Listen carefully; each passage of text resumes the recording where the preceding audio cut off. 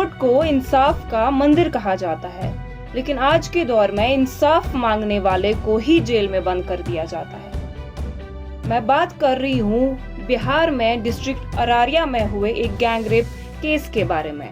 6 तारीख को एक गैंगरेप होता है अररिया शहर में ही। गैंगरेप की जो विक्टिम है वो इनको जानती हैं, कल्याणी और तन्मय को। उनसे मदद की रिक्वेस्ट करती हैं, गुहार लगाती हैं। ये तुरंत उनकी मदद को पहुंचते हैं।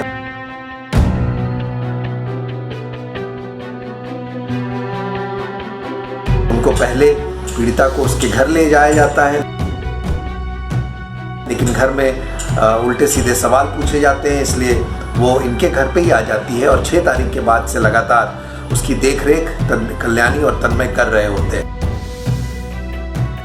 पुलिस केस होता है, तफ्तीश होती है, प्रक्रियाएं चलती है। इस दौरान कई बार पीड़िता से उस घटनाक्रम के बारे में पूछा जाता है, उसकी मनस्थिति ठीक नहीं रहती है। 10 तारीख को मजिस्ट्रेट के सामने बयान लिया जाता है उसका। उसी दौरान जो एक आरोपी है वो भी कोर्ट में उपस्थित दिखता है। इसके चलते उसकी मनस्थिति बहुत ही चिंताजनक होती है। मजिस्ट्रेट के सामने वो बयान देती है और बयान के बाद वो हस्ताक्षर करने से मना कर देती है और कहती है कि कल्याणी दीदी को बुलाइए, तभी मैं हस्ताक्षर करूँगी। मुझे समझ में नहीं आ रहा है कि आप क्या पढ़ के सुना रहे हैं। मजिस्ट्रेट बहुत नाराज़ हो जाते हैं। इतना ज़रूर मालूम है कि पीड़िता की मनस्थिति समझने में मजिस्ट्रेट साहब कामयाब नहीं होते हैं। वो शायद उनको एक नॉर्मल व्यक्ति की तरह समझते हैं। वो ये भूल जाते हैं कि पीड़िता किस मनस्थिति, कितने ट्रॉमा से गुजर रही होती है, और वो इस बात पर नाराज़ हो जाते हैं कि वो दस्तखत नहीं करती है। फिर वो कल्याणी को बुलाते हैं और उनसे सवाल पूछे जाते हैं। उनका क्लर्क जो है पेशकार, वो एक एफआईआर दायर करता है जिसमें आरोप लगाया जाता है कि कल्याणी बयान को लेकर फाड़ने की कोशिश करती है। यह आरोप लगाया जाता है कि ये लोग अभद्रता से व्यवहार करते हैं। हम लोग इस बात को पूरी तरह से खंडन करते हैं, ऐसा कुछ नहीं होता है। हाँ, ये ज़रूर था कि पीड़िता की मनस्थिति अच्छी नहीं थी और वो उत्तेजित थी उस कमरे में, ये हम ज़रूर मानते हैं। इस मामले में इन तीनों को जेल भेज दिया जाता है। उसके जो आरोपी हैं 5 में से 4 खुले घूम रहे हैं, लेकिन पुलिस ज़रा भी समय नहीं लगाती है और इन तीनों को हिरासत में ले लेती है और अगले दिन इनको फिर न्यायिक हिरासत में जेल भेज दिया जाता है, यहाँ से 250 किलोमीटर दूर दलसिंह सराय में।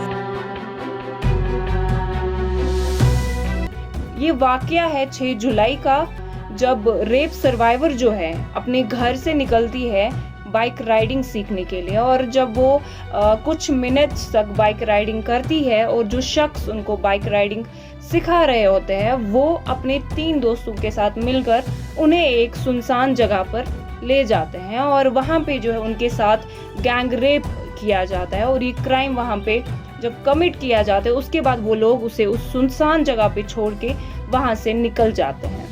को थ्रेट दिया जाता है कि अगर उन्होंने इस मसले के बारे में किसी भी इंसान से जो है ये शेयर किया, ये वाकया, या किसी को इसकी इंफॉर्मेशन दी, तो उनके साथ सेम क्राइम रिपीट हो सकता है। सबसे इम्पोर्टेंट बात यह है कि अगर कोई लड़की जिनके साथ गैंग रेप हुआ है वो एक हिसाब से ट्रॉमा में है, सदमे में है, काफ़ी डरी हुई है और कोर्ट से खाली एक रिक्वेस्ट करती हैं कि जो लोग उसे सपोर्ट करते हैं, वो चाहती है कि वो उनके साथ कोर्ट में खड़े रहे ताकि वो थोड़ा सिक्योर फील कर सके। हालांकि उनकी मेंटल कंडीशन को कोर्ट ने खारिज कर दिया और उन्हें जो है एक पर्टिकुलर वे में और एक ऑर्गेनाइज्ड मैनर में कोर्ट में बिहेव करने के लिए कहा गया था।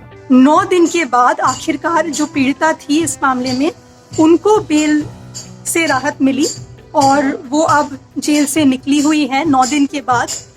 पर अभी भी उनके वो जो 2 साथी थे जिन्होंने उनका साथ निभाया जब और कोई उनके साथ नहीं थे, जब कोई उनको और समझने के लिए तैयार नहीं था, वो 2 साथी अभी भी जेल में हैं। उनका बेल रिजेक्ट हो गया है। आप समझ सकते हैं कि पीड़िता की क्या मानसिकता होगी। क्या वो यह सोच नहीं रही होगी कि मेरे ही चलते हमारी दीदियां जेल में हैं? क्या वो इस ग्लानि भाव से वो भर नहीं गई होंगी? वो किस मनस्थिति में उसे इस न्यायिक प्रक्रिया में डाल दिया है? ये बहुत ही शर्मनाक घटना है पूरे देश भर के लिए, हम मानते हैं, क्योंकि ये एक बहुत खतरनाक मैसेज कहीं ना कहीं हमें देता है। ये कह रहा है कि शायद हमें अगली बार अगर किसी और को ऐसी पीड़ा से गुजरना पड़े तो हमें भी सोचना पड़ेगा कि क्या हम उस व्यक्ति की मदद करें, क्योंकि फिर मदद करने का नतीजा यही हो रहा है कि वो अभी भी जेल में बैठे हुए हैं और उनको न्यायालय से कोई राहत नहीं मिल रही है।